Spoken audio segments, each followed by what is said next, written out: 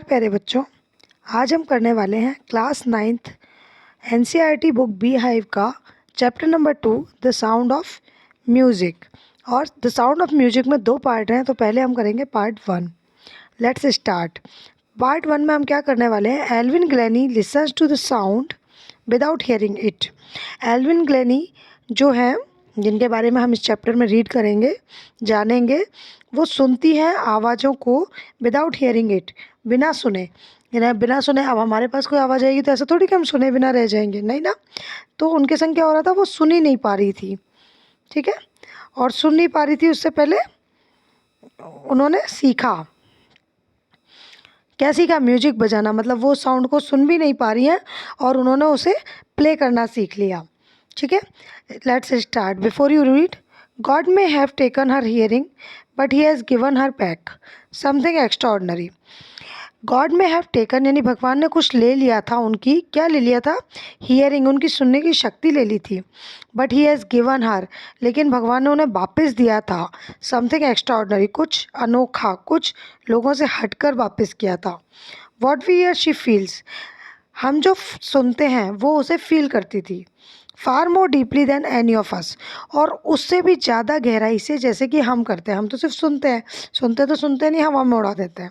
लेकिन वो उसको उससे ज़्यादा फील करती थी, जितना कि हम सुनने में फील करते हैं उससे ज़्यादा वो उसे फील करती थी। That is why she expresses music so beautifully, इसलिए उन्होंने म्यूजिक को इतने सुंदर तरीके से एक्सप्रेस किया। Read the following account of a person who fought against a physical disability and made her life a success story। तो अब हम पढ़ने वाले हैं एक ऐसे व्यक्ति के बारे में जिन्होंने कि अपने शरीर की डिसेबिलिटी को दूर करके अपनी लाइफ को सक्सेसफुल बनाया। Let's start. Rush hour crowd jostle for position on the underground train platform. Rush hour यानी कि भीड़ भाड़ का टाइम था, ठीक है। क्राउड जॉशल, जो भीड़ थी वो धक्का दे रही थी, फॉर पोजीशन जगह लेने के लिए, ऑन द अंडरग्राउंड जगह में, ट्रेन प्लेटफॉर्म पर, ठीक है। मतलब बहुत ही भीड़ भाड़ का माहौल था, और उस पर्टिकुलर टाइम में जब बहुत भीड़ भाड़ होती है। आ स्लाइट गर्ल, एक छोटी सी लड़की, लुकिंग यंगर देन हर 17 ईयर्स, और वो इतनी छोटी दिख रही थी जैसे 17 ईयर्स की भी नहीं है, उससे भी छोटी दिख रही थी। Was nervous yet excited as she felt the vibration of the approaching train। बहुत नर्वस यानी कि बहुत परेशान सी, ठीक है। जो होता है ना, दुखी भी नहीं कह सकते और खुश भी नहीं कह सकते, बीच का, लेकिन परेशान, नर्वस लग रही थी। यस एक्साइटेड, लेकिन फिर भी उत्साहित थी। क्यों, as she felt the vibration, क्योंकि उनको वाइब्रेशन महसूस हुए, कंपन के, ऑफ द अप्रोचिंग ट्रेन, की ट्रेन पास में आ रही है। It was her first day, ये उनका पहला दिन था, at the prestigious Royal Academy of Music in London and daunting enough for any teenager fresh from a Scottish farm. ये उनका पहला दिन था प्रेस्टिजियस यानी प्रतिष्ठित रॉयल अकेडमी में, जो कि म्यूजिक की थी लंदन में। एंड डॉन्टिंग का मतलब वो इनफ डरी हुई थी, इनफ यानी कि भरपूर डरी हुई थी, जितना कि उनको डरना चाहिए उतना डरी हुई थी। फॉर एनी टीनेजर, टीनेजर कौन होता है, जो टीन एज में होते हैं, 13 to 19। तो जो टीनेजर है एक बच्चे की तरह हैं, वो बिल्कुल फ्रेश टीनेजर हैं, और वो स्कॉटिक फार्म से नहीं, स्कॉटलैंड के एक छोटे से गांव से हैं। तो वो, जब कोई बच्चा जो स्कॉटलैंड के छोटे से गांव में से है और वो लंदन में म्यूजिक सीखने के लिए जा रहा है, तो उसको जितना डरना चाहिए उतना ही एवलिन ग्लेनी डरी हुई थी। But this aspiring musician faced a bigger challenge than most, she was profoundly deaf। लेकिन ये जो एस्पायरिंग यानी कि महत्वाकांक्षी म्यूजिशियन है, हमारी संगीतज्ञ हैं, उनको क्या करना था, उन्होंने इससे भी बड़ा चैलेंज फेस किया था, और वो क्या था, शी वॉज प्रोफाउंडली डीफ, वो बिल्कुल डीफ थी, वो बिल्कुल सुन नहीं सकती थी। Evelyn Glennie's loss of hearing had been gradual. Evelyn Glennie की जो लॉस ऑफ हियरिंग यानी कि सुनने की शक्ति जो क्षीण हो रही थी, वो धीरे धीरे हुई थी। Her mother remembers noticing something was wrong when the 8-year-old Evelyn was waiting to play the piano. उनकी मदर याद करती हैं कि उन्होंने इसको कब नोटिस किया, समथिंग वॉज रॉन्ग, उन्होंने ये नोटिस किया कि कुछ गड़बड़ है। व्हेन द 8 ईयर, जब एल्विन 8 ईयर की थी तब वो वेट कर रही थी अपनी टर्न के लिए पियानो बजाने के लिए। वो कहीं पर पियानो बजाने गई, उनकी टर्न आने वाली थी और तब वो 8 ईयर्स की थी। तो क्या हुआ था, दे कॉल्ड हर नेम, जो वहाँ के ऑर्गेनाइजर्स थे उन्होंने उनका नाम कॉल किया, पुकारा, एंड शी डिडंट मूव, और वो हिली भी नहीं। यानी कि उनकी मदर ने फर्स्ट टाइम ये नोटिस किया कि उनके सुनने में कहीं ना कहीं कोई प्रॉब्लम है। I suddenly realise she hadn't heard, और उन्होंने अचानक से रियलाइज़ किया कि वो सुन नहीं सकती है। Says Isabel Glenny, Isabel Glenny कौन है, उनकी मदर है, एल्विन ग्लेनी की मदर है, वो ऐसा कहती हैं।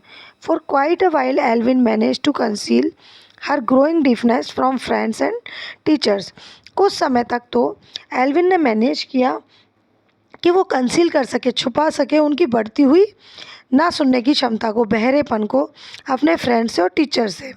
But by the time she was 11 her marks had destroyed and her headmistress asked her parents to take her to a specialist.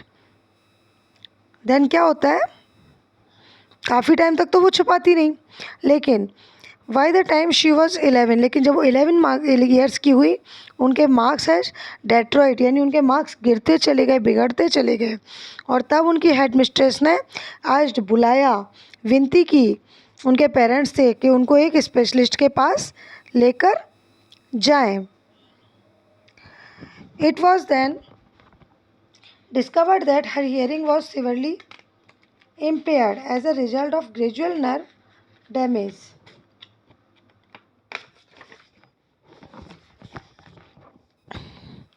It was discovered, ये पता लगाया गया, दैट हर हियरिंग के उनने की जो सुनने की क्षमता है वो सीवियरली इम्पेयर्ड, यानी कि अपना बैलेंस खो चुकी है बुरी तरीके से। जैसे जो हमारी सुनने की क्षमता होती है वो किसी न किसी के साथ पेयर है, किसी भी बॉडी ऑर्गन के साथ, लेकिन वो इम्पेयर हो गई है, अलग हो गई है, जोड़े से टूट गई है as a result of gradual nerve damage. उनकी जो क्या कहते हैं नर्व है, जो नर्व है हमारा नर्वस सिस्टम जो है उसके डैमेज होने से। They were advise that she should be fitted with hearing aids and sent to a school for the deaf. तो उन्होंने उनको एडवाइस किया कि उनको फिट कर देनी चाहिए एक हियरिंग एड, यानी कि सुनने की मशीन, ऐड हो जाएगी machine, and send to school, और उन्हें स्कूल भेज देना चाहिए फॉर द डीफ, जहाँ पर बहरे बच्चे पढ़ते हैं। Everything suddenly looked black, says Evelyn. Evelyn कहती है कि जब ये सुना तो उनको सब कुछ ब्लैक लगने लगा, यानी कि उनको ज़िंदगी में अंधेरा दिखने लगा। But Elvin was not going to give up, लेकिन एल्विन क्या थी, वो छोड़ने वाली नहीं थी, त्यागने वाली नहीं थी। She was determined to lead a normal life and pursue her interest in music.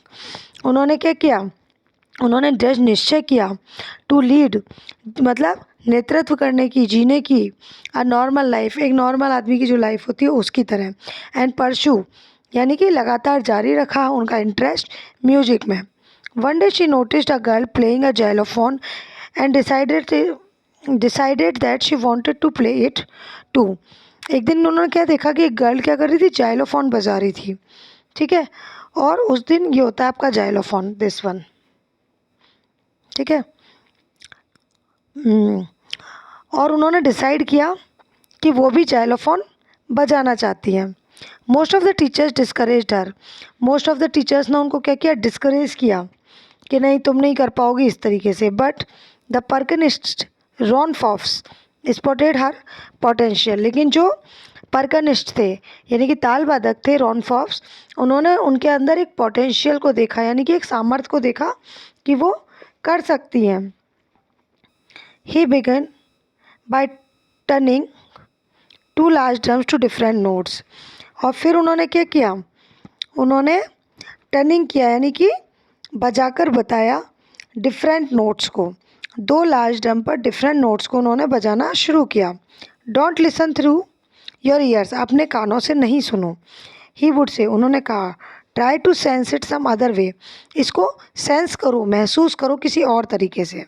Says Elvin, suddenly I realise I could feel the higher drum from the waist up and the lower one from the waist down. तो Elvin क्या कहती है कि अचानक से मैंने महसूस किया कि जो हायर बड़ा ड्रम था, ऊंचा ड्रम था, वो मेरी कमर के ऊपर की तरफ बज रहा था एंड लोअर वाला था वो मेरे वेस्ट के नीचे की तरफ बज रहा था। यानी कि अब उन्होंने म्यूजिक को अपने बॉडी पार्ट से महसूस करना शुरू किया। Forbes repeated the exercise. Forbes जो उनके कोच हैं उन्होंने उस एक्सरसाइज को रिपीट किया, यानी कि उसी तरीके से वापस बजाया। And soon Elvin discovered that she could sense certain notes in different parts of her body. और जल्दी ही एल्विन को समझ में आ गया कि वो म्यूजिक की डिफरेंट नोट्स को अपने डिफरेंट बॉडी पार्ट्स से डिस्कवर कर सकती है, पहचान सकती है। I had learn to open my mind and body to sound and vibrations.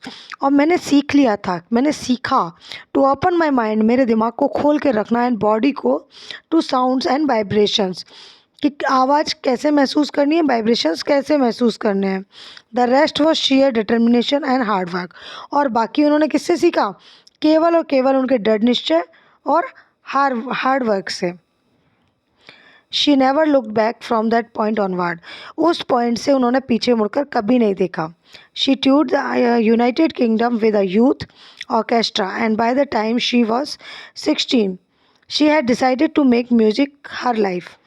उन्होंने क्या किया, यूनाइटेड किंगडम में वो गई एक यूथ ऑर्केस्ट्रा के साथ, और जब वो केवल 16 ईयर्स की थी, और फिर उन्होंने क्या किया, म्यूज़िक को अपनी लाइफ बनाने के लिए डिसाइड कर लिया। She auditioned for the Royal Academy of Music and scored one of the highest marks in the history of the Academy. उन्होंने क्या किया, रॉयल अकेडमी में अपना ऑडिशन दिया, अपने प्रस्तुति दी, और उनको वहाँ जो मार्क्स मिले वो इतने मार्क्स मिले कि उन्होंने उस अकेडमी की हिस्ट्री में किसी ने इतने मार्क्स पहले गेन नहीं किए थे। She gradually move from the orchestral work to solo performance. उन्होंने फिर ऑर्केस्ट्रा वर्क को छोड़ दिया, जिसमें लोग ग्रुप में काम करते हैं, वही ऑर्केस्ट्रा, ठीक है, और सोलो परफॉर्मेंसेज यानी अकेले अपने दम पर परफॉर्मेंसेज देना स्टार्ट कर दिया। Eight the end of her 3-year course she has captain most of the top awards. 3 साल के अंदर अंदर में उन्होंने क्या किया, बहुत सारे अवार्ड्स कलेक्ट कर लिए, most of the top awards उन्होंने कलेक्ट कर लिए, कैप्चर कर लिए, उन पर कब्जा जमा लिया। And for all this Elvin won't accept any hint of heroic achievement. और इन सब के लिए उन्होंने क्या कहा,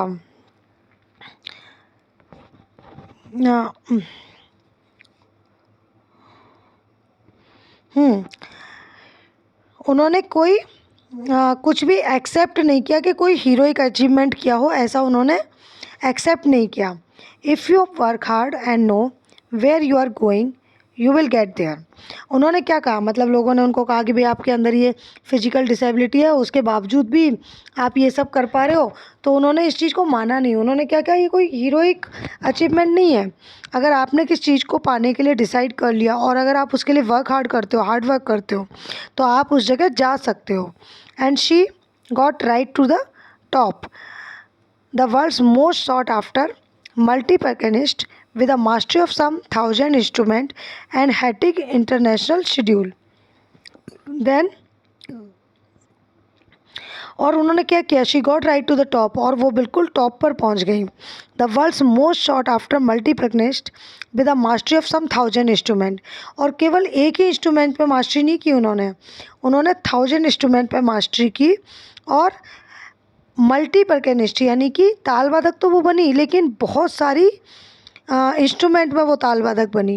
एंड हैटिक इंटरनेशनल शेड्यूल, और अपने इंटरनेशनल शेड्यूल के चलते हुए भी, यानी कि वो अपने जो प्रेजेंटेशंस थी वो देने बाहर जाती थी दूसरी कंट्रीज़ में, उसके बाद भी उन्होंने इतनी सब चीज़ें सीखी। It is intriguing to watch Evelyn function so effortlessly without hearing. तो इट इज़ इंट्रिग्यूइंग यानी कि ये बहुत लुभावना है, टू वॉच देखना, एल्विन के फंक्शन को सो एफर्टलेसली कि बिना किसी एफर्ट के आराम से, ठीक है, विदाउट हियरिंग के वो नहीं सुन पाती हैं, उसके बाद भी वो बिना किसी एफर्ट के, बिना किसी एक्स्ट्रा एफर्ट के, आपको पता ही नहीं चलेगा कि वो सुन नहीं पाती हैं, और वो इतना अच्छा प्ले करती हैं। In our 2 hour discussion she never missed a word. हमारे 2 घंटे के डिस्कशन में उन्होंने एक भी वर्ड मिस नहीं किया, ठीक है। Man with bushy beard give me trouble. उन्होंने क्या कहा कि जो लोग बुशी यानी झाड़ीदार दाढ़ी रखते हैं वो मुझे अच्छे नहीं लगते, मुझे उनसे प्रॉब्लम होती है। प्रॉब्लम क्या होती है? मुझे अच्छे नहीं लगते बस। शी लाफ्ड, वो हंसी। इट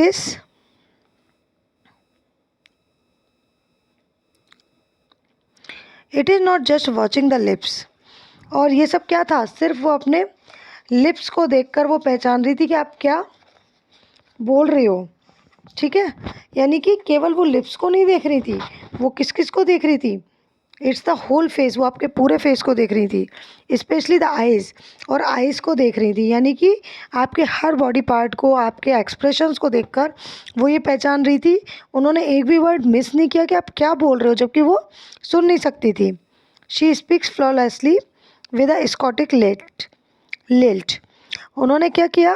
वो बोल रही थी बिना किसी गलती के, फ्लॉलेसली यानी बिना किसी गलती के, स्कॉटिक लिल्ट यानी कि टोन में, स्कॉटिक टोन में। My speech is clear because I could hear till I was 11। मेरे स्पीच क्लियर है, यानी कि मैं क्लियर बोल सकती हूँ क्योंकि मैं 11 ईयर्स तक सुन सकती थी। शी सेज, उन्होंने कहा, but she doesn't explain how she manage to learn French and master basic Japanese. लेकिन उन्होंने ये एक्सप्लेन नहीं किया, ये बताया नहीं कि उन्होंने कैसे मैनेज किया फ्रेंच और जैपनीज़ के बेसिक्स को सीखना।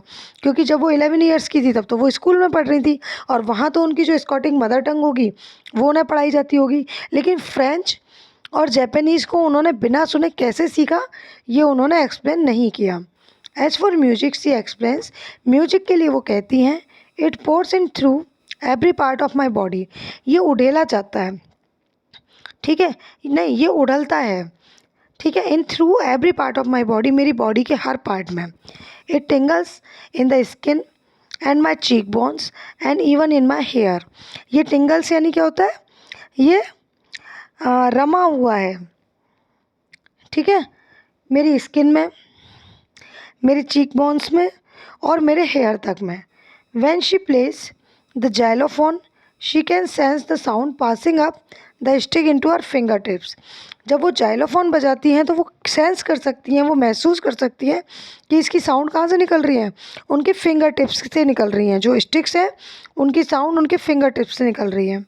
Y leaning against the drum, और जब वो ड्रम पर झुकती हैं, यानी कि जब वो ड्रम बजाने की कोशिश करती हैं, she can feel the resonance flowing into her body, कि उसकी जो रेजोनेंस है, इको है, वो उनकी पूरी बॉडी से फील हो रही है। On a wooden platform she removes her shoes. Wooden के प्लेटफॉर्म पर, लकड़ी के प्लेटफॉर्म पर वो क्या करती है? अपने शूज़ खोल देती है, so that the vibration pass through her bare feet and up her legs, जिससे कि वाइब्रेशन, जो कंपन है साउंड्स का, वो क्या हो, उनकी जो बेयर फुट होने से, नंगे पैर होने से, वो क्या होंगे, उनकी लेग्स में और पूरी बॉडी में पास हो सकेंगे। इसलिए नॉट सरप्राइजिंगली, कोई आश्चर्य की बात नहीं है, एल्विन डिलाइट्स हर ऑडियंसेस। एल्विन क्या करती है? खुश करती हैं, बिल्कुल भाव विभोर कर देती हैं अपने ऑडियंस को। इन 1991 she was presented with the royal Philharmonic Society's prestigious socialist of the year award. 1991 में उनको क्या मिला? उनको प्रेजेंट किया गया, उनको गिफ्ट किया गया एक अवार्ड से, जो कौन सा है? Philharmonic Society's prestigious socialist of the year award से। Says master percussionist James Blades, God may have taken her hearing but he has given her back something extraordinary. जो मास्टर परकेनिस्ट थे, जो उस्ताद ताल वादक थे, उनका नाम है जेम्स ब्लेट्स। उन्होंने कहा कि भगवान ने उनसे कुछ ले लिया, उनकी सुनने की शक्ति ले ली, लेकिन बदले में, ठीक है, उनको वापस दिया। क्या दिया? कुछ अलग दिया, जो लोगों में नहीं होता वो अलग दिया। What we hear she feels, जो हम बोलते हैं, जो हम सुनते हैं, वो फील करती है far more deeply than any of us, और उतना डीपली फील करती है जितना कि हम नहीं कर सकते। That is why she expresses music so beautifully, और इसी वजह से वो म्यूजिक को इतने अच्छे से एक्सप्रेस कर पाती हैं। Elvin confess that she is something of a workaholic, यानी कि एल्विन ने कन्फेस किया, ये माना कि वो थोड़ी वर्कहोलिक टाइप है। वर्कहोलिक टाइप मतलब उनको काम करने की लत है। जैसे एल्कोहलिक क्या होता है? पीने की लत, शराब पीने की लत। ऐसे ही वर्कहॉलिक का मतलब हुआ काम करने की लत, बिना काम के जिनसे बैठा नहीं जाता। I have just go to work, मुझे काम करना ही पड़ता है। Often harder than classical musicians, और ज़्यादा काम करना पड़ता है बजाय क्लासिकल म्यूजिशियंस के। ठीक है, जो मतलब क्लासिकल म्यूजिशियंस होते हैं उससे ज़्यादा काम मुझे करना पड़ता है। But the rewards are enormous. ठीक है, लेकिन जो रिवार्ड्स मुझे मिले वो बड़े हैं, उस काम से भी बड़े हैं, क्योंकि वो उनको अप्रिशिएट करते हैं, उससे उनकी इच्छा होती है कि वो और करें। Apart from the regular concerts, Elvin also gives free concerts in prisons and hospitals. जो रेगुलर कंसर्ट होते हैं, उनके कंसर्ट्स होते हैं, उनके अलावा वो क्या करती है, फ्री कंसर्ट्स देती है, यानी कि प्रस्तुतियाँ देती हैं कहाँ, प्रिजन्स में, जेल्स में और हॉस्पिटल्स में। She also gives high priority to classes for young musicians. जब वो क्लासेज लेती हैं तो वो ज़्यादा प्रायोरिटी देती है, प्राथमिकता देती हैं उन क्लासेज को जिनमें छोटे म्यूजिशियंस हैं, छोटे बच्चे हैं। And रिचलिन of the बिथोवन fund for deaf children says she is a shining inspiration for deaf children. And रिचलिन जो है बिथोवन फंड से हैं, वो डीफ चिल्ड्रन के लिए कहती है कि ठीक है, फंड फॉर डीफ चिल्ड्रन ये क्या है, एक संस्था का नाम है। ठीक है, तो उसकी जो मेंबर है एन रिचलिन, वो कहती है कि she is a shining inspiration, वो एक चमकती हुई इंस्पिरेशन है, प्रेरणा है डीफ चिल्ड्रन के लिए, जो बच्चे सुन नहीं सकते, बहरे बच्चों के लिए। They see that there is nowhere that they can not go. उसको देख कर दे सी, वे देखते हैं, that there is nowhere, वो कोई सा भी ऐसा रास्ता नहीं है, that they can not go, जहाँ वो नहीं जा सकते। Evelyn Glennie has already accomplish more than most people twice her age. Evelyn Glennie ने उनके साथ भी काम किया है। ठीक है, काम नहीं किया, हासिल किया, वो हासिल किया है जो उससे दुगनी एज के लोग हासिल करते हैं, यानी कि उनसे दुगनी एज में भी लोग उतना हासिल नहीं कर पाते जितना कि एल्विन ने इस एज में किया है। She has brought percussion to the front of the orchestra and demonstrated that it can be very moving. She has brought percussion, वो परकेशन यानी ताल वादन को लेके आई in front of orchestra, orchestra के बिल्कुल फ्रंट में, और डेमोन्स्ट्रेटेड, उन्होंने दिखाया दैट कि it can be very moving, और ये बहुत कुछ मूविंग है, यानी कि ये चलता हुआ है, बहुत कुछ चला जा सकता है। She has given inspiration to those who are handicapped, उन्होंने इंस्पिरेशन दी है, प्रेरणा दी है जो कि हैंडीकैप्ड हैं, यानी कि किसी शारीरिक विकृति से हैं। People who look to her and say, people, लोग जो उसको देखते हैं वो कहते हैं if she can do it I can, अगर वो कर सकती है तो हम भी कर सकते हैं। एंड नॉट द लीस्ट, और कम से कम, she has given enormous pleasure to millions, और इसके अलावा भी वो बहुत सारी खुशियाँ दे देती हैं, उनको देखकर लोग खुश होते हैं, टू मिलियंस, लाखों लोगों को।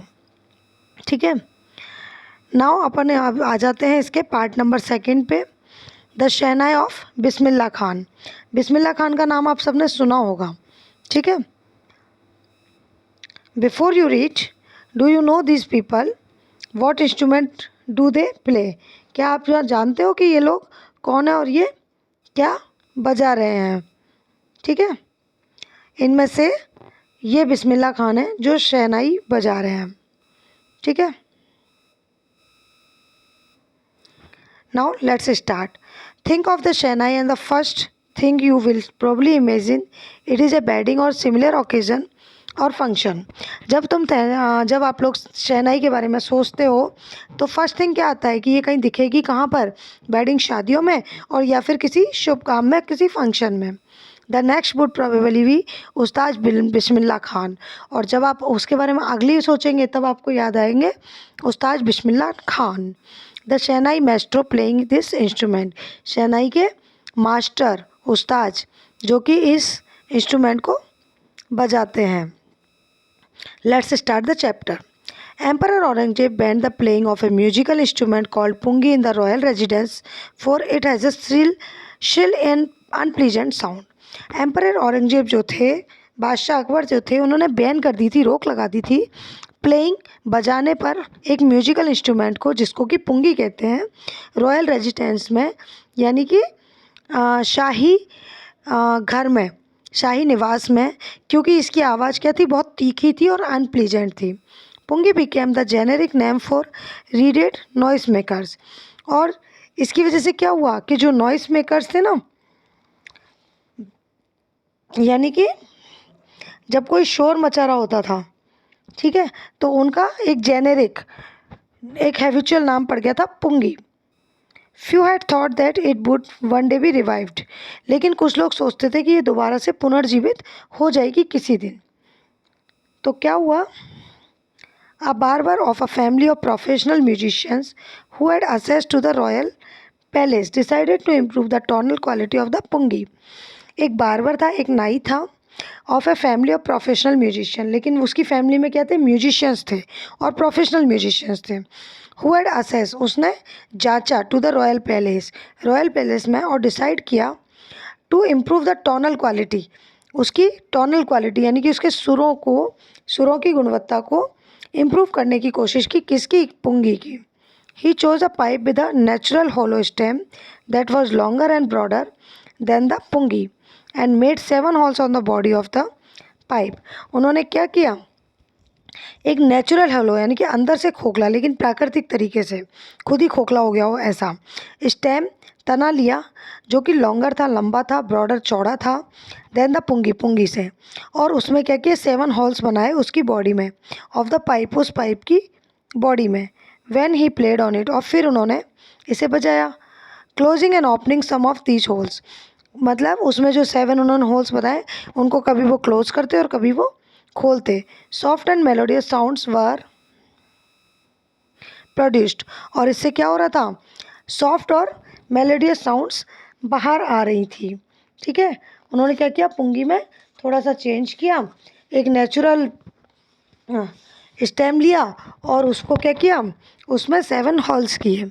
ठीक है, he played the instrument before royalty and everyone was impressed. फिर उन्होंने क्या किया, इस इंस्ट्रूमेंट को रॉयलिटी यानी बादशाह के दरबार में बजाया और हर कोई इससे इम्प्रेस हो गया। The instrument so different from the pungi had to be given a new name. और अब जो इंस्ट्रूमेंट था वो पुंगी से डिफरेंट था, इसलिए इसको एक नया नाम देना था। एज द स्टोरी गो, जैसा कि स्टोरी से जा रहे हैं हम आगे, since it was first played in the Shah chamber, सबसे पहले इसे कहाँ बजाया गया, शाह के चैम्बर में यानी कि राजा के दरबार में। एंड वॉज प्लेड बाय अ नाई, और एक नाई, एक बार्बर ने इसे बनाया था। तो the instrument was named the shehnai, इसलिए इस इंस्ट्रूमेंट का नाम क्या रखा गया, शहनाई रखा गया।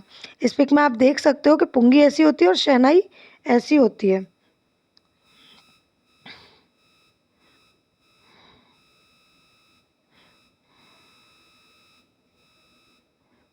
ठीक है, तो आपको ये कहानी बड़ी अच्छी लगी होगी कि शहनाई का शहनाई नाम कैसे पड़ा।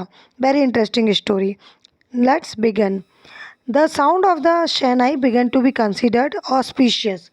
जो शहनाई की साउंड है वो इतनी अच्छी थी, कहाँ तो पुंगी की साउंड को क्या श्रिल कह रहे थे, और अब जो शहनाई की साउंड थी वो इतनी अच्छी थी कि उसे ऑस्पिशियस माना गया, शुभ माना गया, शुभ कामों में बजाया जाने लगा। And for this reason it is still played in temples and in indispensable component of any North Indian wedding. इसका मतलब इसको इतना शुभ माना गया कि इसको आज भी बजाया जाता है टेम्पल्स में, और ये इंडिस्पेंसिबल कंपोनेंट यानी कि अति आवश्यक भाग है किसी भी उत्तरी भारत की शादी का। इन द पास्ट, पूर्व काल में, the shehnai was part of the नौबत और traditional assemble of 9 instrument found at royal courts. Past यानी कि पुराने काल में, पूर्व काल में, भूतकाल में शहनाई क्या थी, नौबत का पार्ट थी, और ट्रेडिशनल एंसलम मतलब समूह में शामिल थी 9 इंस्ट्रूमेंट के, जो कि रॉयल कोर्ट्स में रखे जाते थे। रॉयल कोर्ट में क्या, 9 तरीके के नौबत।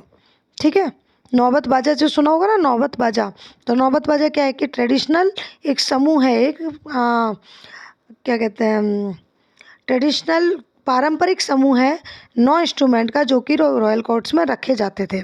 तो शहनाई उस नौबत का पार्ट था। Till recently it was use only in temples and weddings. ठीक है, तब तक ही कहाँ यूज़ की जा रही थी, केवल टेम्पल्स में और वेडिंग्स में। The credit for bringing this instrument onto the classical stage goes to Ustad Bismillah खां। और उसके बाद इसे क्लासिकल स्टेज पर लाने का श्रेय जाता है उस्ताद बिस्मिल्लाह खां को। यानी कि इससे पहले वो कहाँ थी, सिर्फ मंदिरों में और शादियों में बजाई जाती थी, लेकिन इसके बाद क्या हुआ, इसके बाद ये क्लासिकल स्टेज पर आई। और कौन लेकर आया, Ustad Bismillah Khan. As a 5 year old Bismillah Khan played gilli danda near a pond in the ancient state of Dumraon in Bihar. जब वो 5 साल के थे बिस्मिल्लाह खान, तो गिल्ली डंडा खेल रहे थे पौंड एक तालाब के पास, एंशियंट स्टेट यानी एक पुरानी जगह में, दरमाओ के, जो कि बिहार में है। He would regularly go to the nearby Bihariji temple to sing the Bhojpuri Chaita, at the end of which he would earn a big laddu weighing 1.25 kg, a prize given by the local Maharaja. He would regularly, वो लगातार जाया करते थे पास ही के बिहारी जी के मंदिर में, to sing, गाने के लिए, द भोजपुरी चैता, एक गीत है भोजपुरी में चैता, उसको गाने के लिए जाते थे। और उसको जब वो ख़त्म होता था उसके एंड में उनको क्या मिलता था, एक 1.2 kg यानी कि 1.25 किलो का लड्डू मिलता था, प्राइज, जो कि एक प्राइज के तौर पे दिया जाता था वहाँ के लोकल महाराजा के द्वारा, लोकल महाराज के द्वारा, यानी कि पंडित जी के द्वारा। दिस हैपन्ड 80 years ago, ऐसा कब हुआ, 80 साल पहले हुआ। And the little boy has travelled far to earn the highest civilian award in India, the Bharat Ratna. और ये छोटा सा बच्चा लड्डू से लेकर, जो लड्डू का अवार्ड ले रहा था, उसने क्या किया, उसने भारत का सर्वोच्च अवार्ड, सर्वोच्च नागरिक अवार्ड भारत रत्न लिया। बॉर्न ऑन 21 मार्च 1916, कब पैदा हुए थे बिस्मिल्लाह खान, 21 मार्च 1916 को। Bismillah belong to a well known family of musician from Bihar.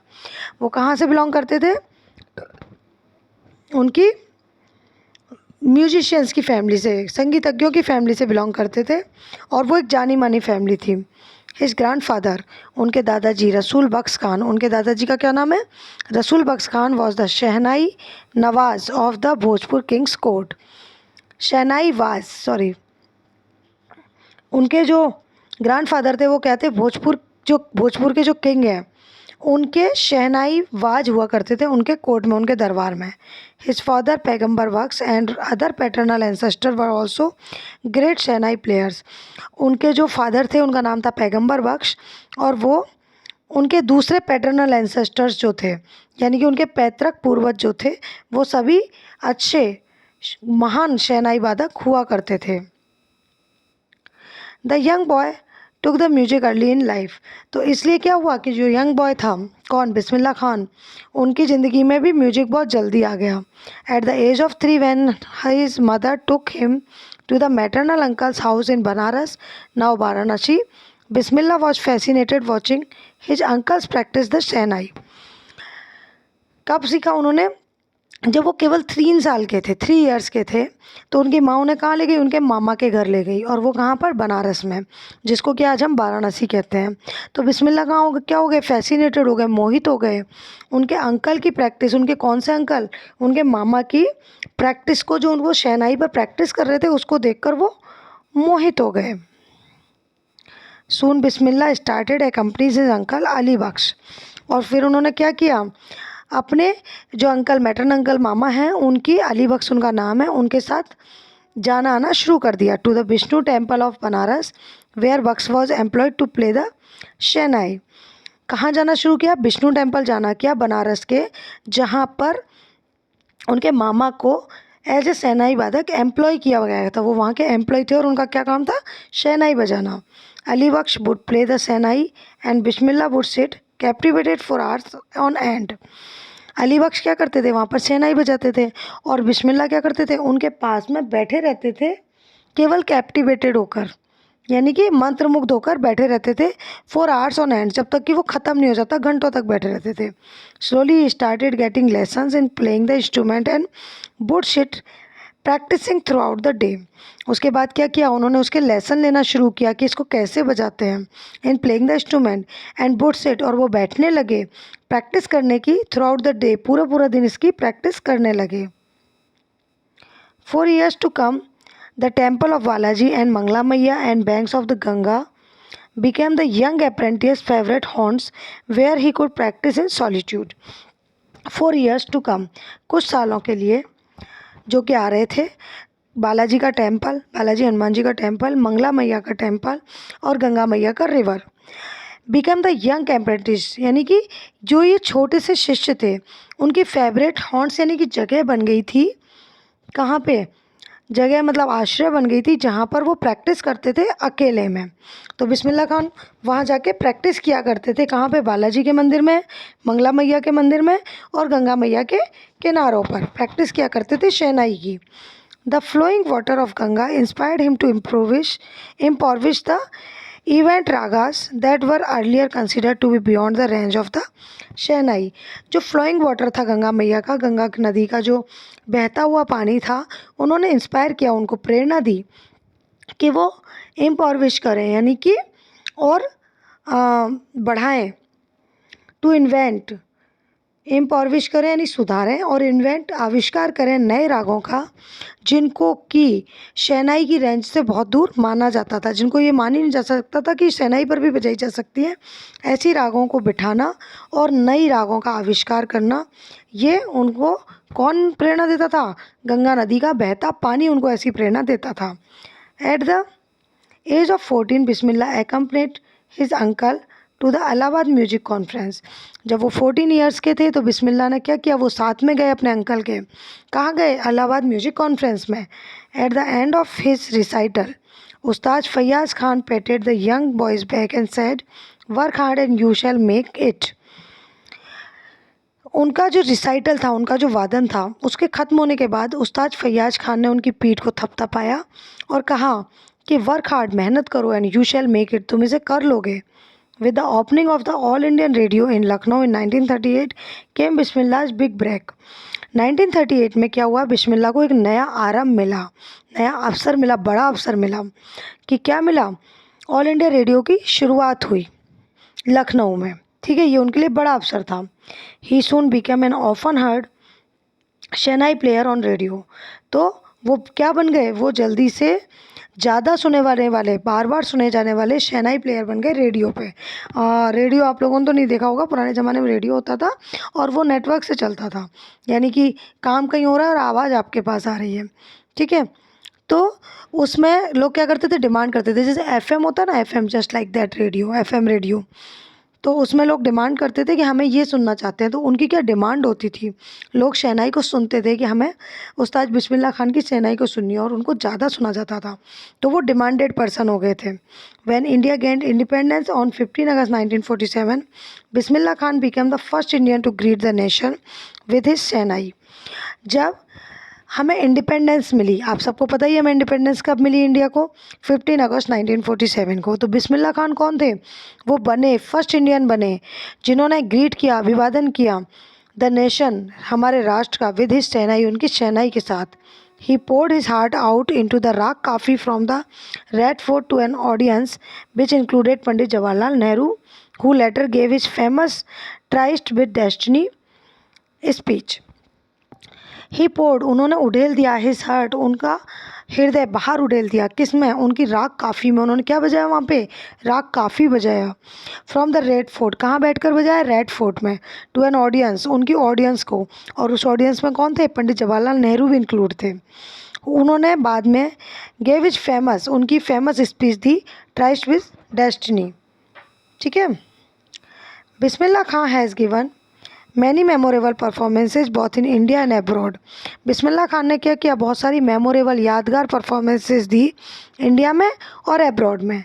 His first abroad was to Afghanistan where king Zahir Shah was so taken by the maestro that he gifted him priceless Persian carpets and other sovereigns. बिस्मिल्लाह खान ने क्या किया? उन्होंने बहुत सारी performances दी, और उनकी first trip कहाँ गई थी? जब वो अब्रॉड गए थे तो वो अफ़गानिस्तान गए थे। वहाँ के जो किंग थे जहीर शाह, वो so taken in by the maestro, इन उस्ताद के द्वारा इतने मोहित कर लिए गए थे, इतने उनको इम्प्रेस कर दिया गया था कि उन्होंने उनको गिफ्ट की। क्या क्या गिफ्ट की उन्होंने बहुत सारे पर्शियन कारपेट्स, ठीक है, पर्शिया के बने हुए कारपेट्स, गलीचे, और अदर सॉवरेन्स, इट मीन्स स्मृति चिन्ह उन्होंने गिफ्ट किए थे। The king of Afghanistan was not the only one to be fascinated with Bismillah's music.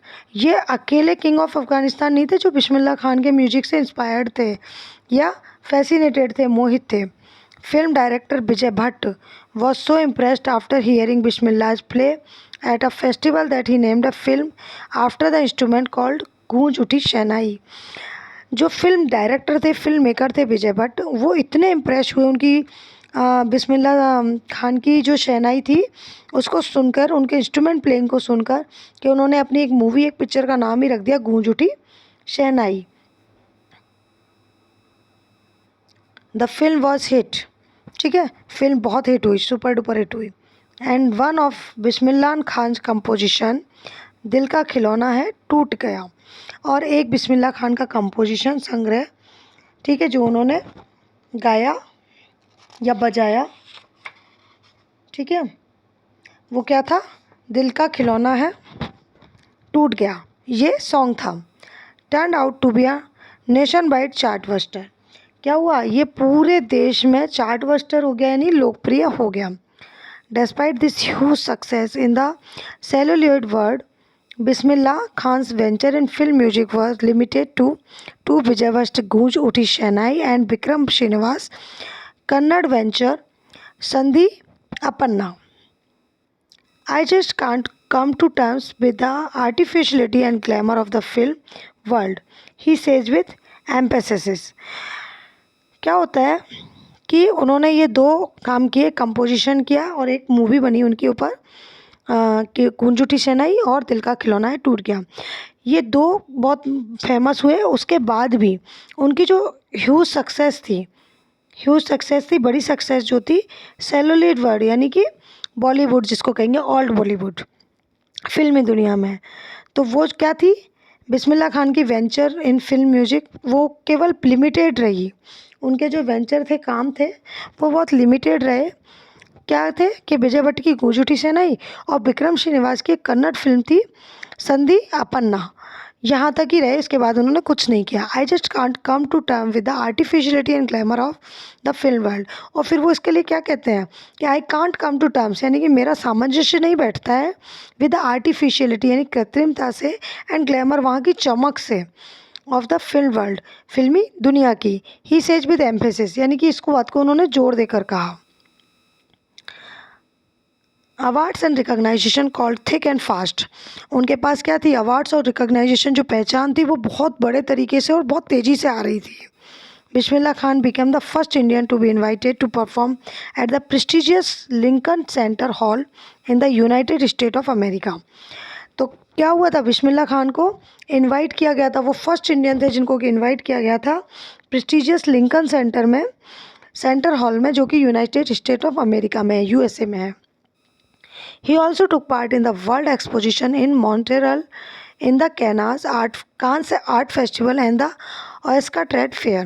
उन्होंने कहाँ कहाँ पार्ट लिया, वर्ल्ड एक्सपोजिशन इन मॉन्ट्रियल में, कांस आर्ट फेस्टिवल में और ऑस्कर ट्रेड फेयर में। So well known did he become the internationally that an auditorium in Tehran was named after him, Tahar Mausiqui Ustad Bismillah Khan. और इसके बाद क्या हुआ कि वो इतने ज़्यादा जाने माने हो गए इंटरनेशनली, यानी देश विदेशों में, कि तेहरान के एक ऑडिटोरियम का नाम ही उनके नाम पर रख दिया गया, और उसका नाम क्या है, Tahar Mausiqui Ustad Bismillah Khan. National award like the Padmashri, the Padma Bhushan and the Padma Vibhushan were conferred to him. यानी कि इतने अवार्ड, पद्मश्री, पद्म विभूषण, पद्म भूषण एंड पद्म विभूषण उनको प्रदत्त किए गए। In 2001 Ustad Bismillah Khan was awarded India's highest civilian award, the Bharat Ratna. 2001 में उस्ताद बिस्मिल्लाह खान को क्या किया, जो भारत का सबसे बड़ा नागरिक अवार्ड है भारत रत्न, उससे सम्मानित किया गया। With the coveted award resting on his chest and his eyes glinting with rare happiness, he said, all I would like to say is, teach your children music. This is Hindustan's richest tradition. Even the West is now coming to learn our music. उन्होंने क्या किया, उस coveted यानी प्रतिष्ठित award को क्या किया, अपनी छाती से चिपका रखा था, रेस्ट कर रहा था, वो उनकी छाती पर चिपका लिया था।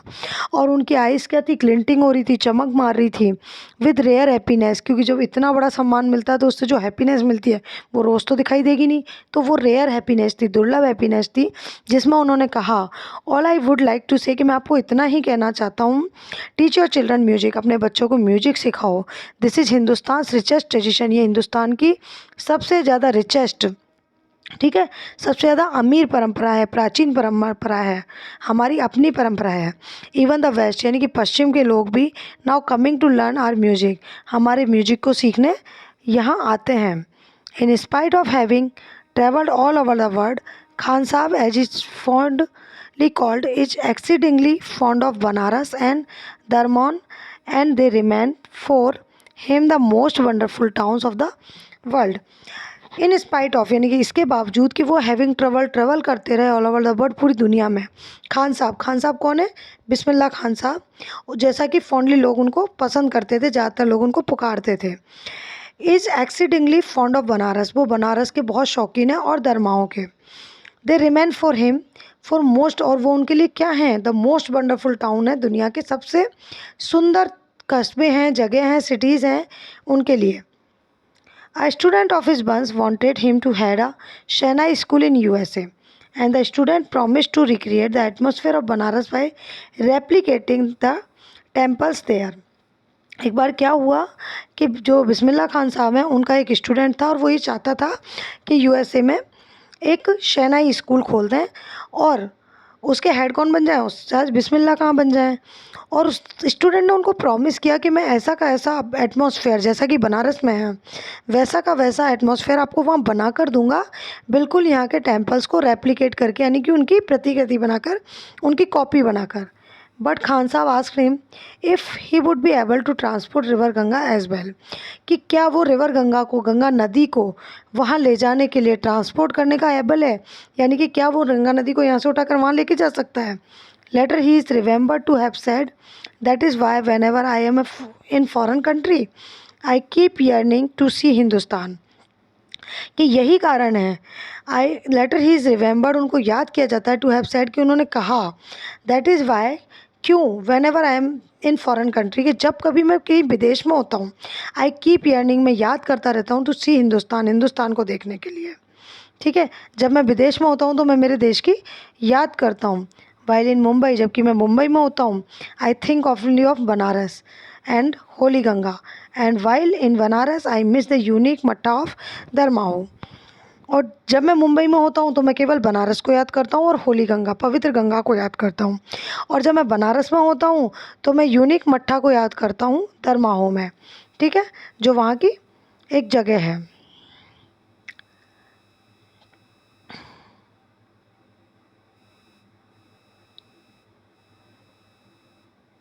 Ustad Bismillah Khan's life is a perfect example of the rich cultural heritage of India, one that effortlessly accepts that a devout Muslim like him can very naturally play the Shehnai every morning at the Kashi Vishwanath temple.